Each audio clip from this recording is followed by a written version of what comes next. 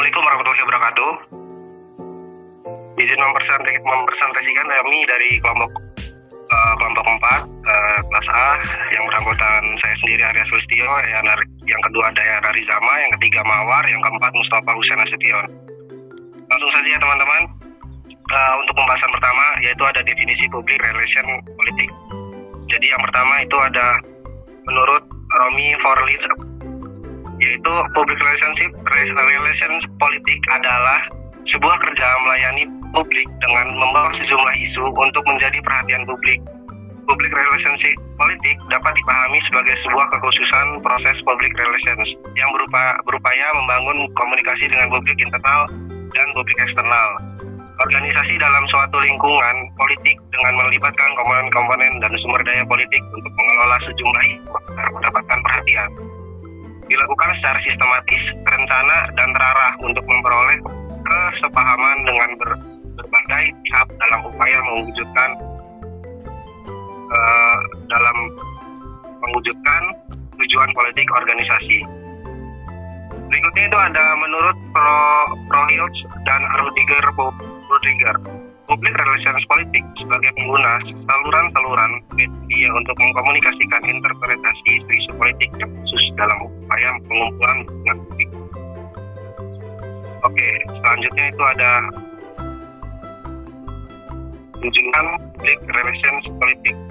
Tujuan utama aktivitas public relations politik adalah mendapat dukungan politik dari publik internal dan eksternal dalam pencapaian tujuan khusus sebuah organisasi atau institusi publik.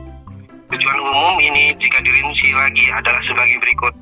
Akan soliditas dan kohesivitas internal organisasi melalui upaya pelayanan publik internal sehingga seluruh komponen dan sumber daya politik organisasi bisa dioptimalkan dalam pencapaian tujuan organisasi. Yang kedua ada menjembatani hubungan organisasi dengan publik eksternal dalam rangka menumbuhkan kesepahaman dan dukungan atas sejumlah program dan tujuan khusus organisasi. Yang ketiga ada memperoleh penemuan-penemuan, penyimpulan-penyimpulan, dan rekomendasi atau sejumlah isu dan dinamika politik yang berkembang. Yang keempat ada mengetahui secara pasti posisi kekuatan, kelemahan, dan peluang, serta tantangan organisasi di tengah hubungannya dengan berbagai pihak di internal ataupun eksternal organisasi, melalui evaluasi yang sistematis, terarah, dan berkelanjutan. Oke, berikutnya ada pendekatan public relations politik.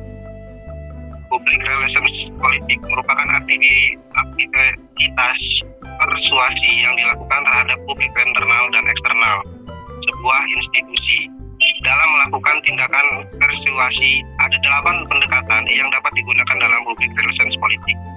Itu yang pertama ada relasi politik dengan publik, yang mana penjelasannya itu pendekatan relasi politik dengan publik terpengaruh oleh praktik public relations di Amerika Serikat. Fokus pendekatan ini pada proses identifikasi, pencarian, dan pengaturan hubungan dengan key audience. Rooney dan Hawn memandang public relations sebagai manajemen komunikasi antara sebuah organisasi dan publiknya. Yang kedua ada paradigma politik Rundigian. Pendekatan paradigma politik Rundigian banyak dipraktikkan di daratan Eropa, yaitu cara menciptakan pemahaman bersama antara organisasi dan publiknya. Rooney dan Hawn berpendapat untuk mengutamakan tindakan guna mengembangkan mutual benefit. Prasyarat utama harus ada two-way symmetrical communication.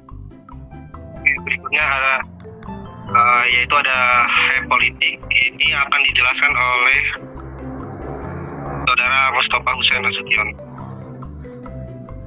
Baik, selanjutnya adalah di politik. Di politik merupakan kerja public relation yang mengambil pendekatan publisitas. Rumusannya adalah to make noise atau untuk membuat kebisingan, untuk menggapai perhatian khalayak.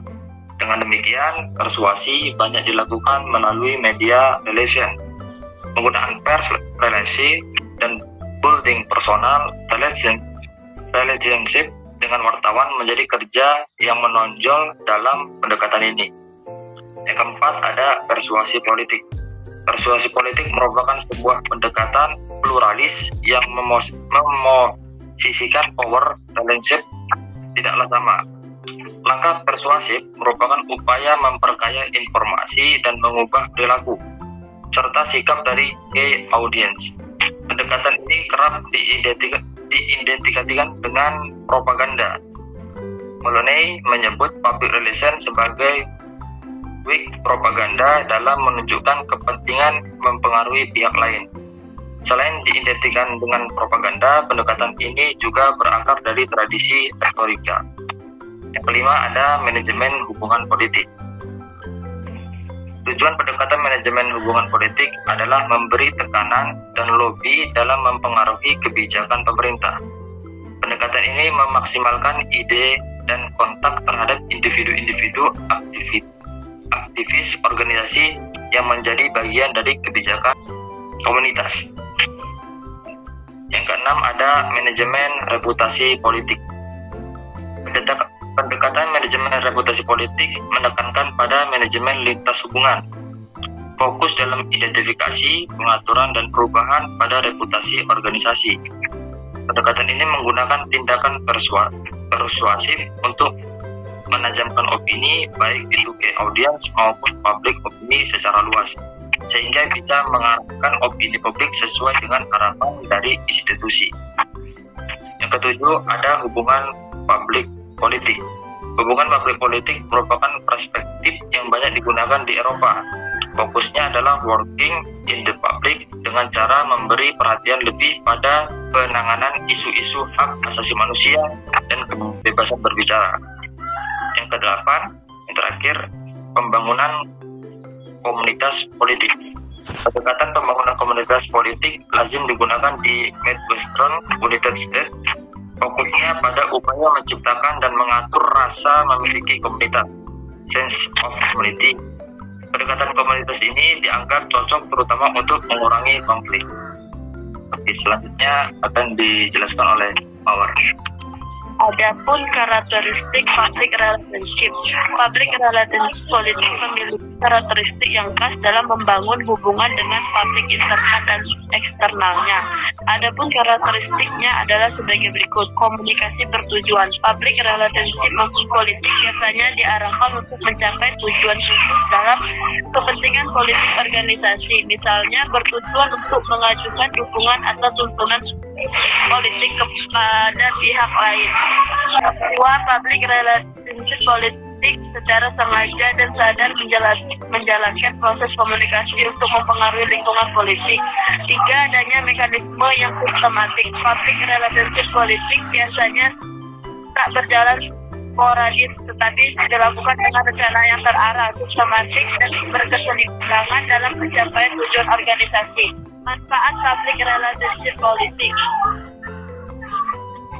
Menurut Haryanto dan Zahri pasti ada 5 manfaat khusus public relationship politik, antara lain public relationship politik dapat membangun positivitas kelompok dengan lingkungan internal dan lingkungan eksternal secara lebih alamiah karena dilakukan secara terencana, teratur, dan berkesinambungan.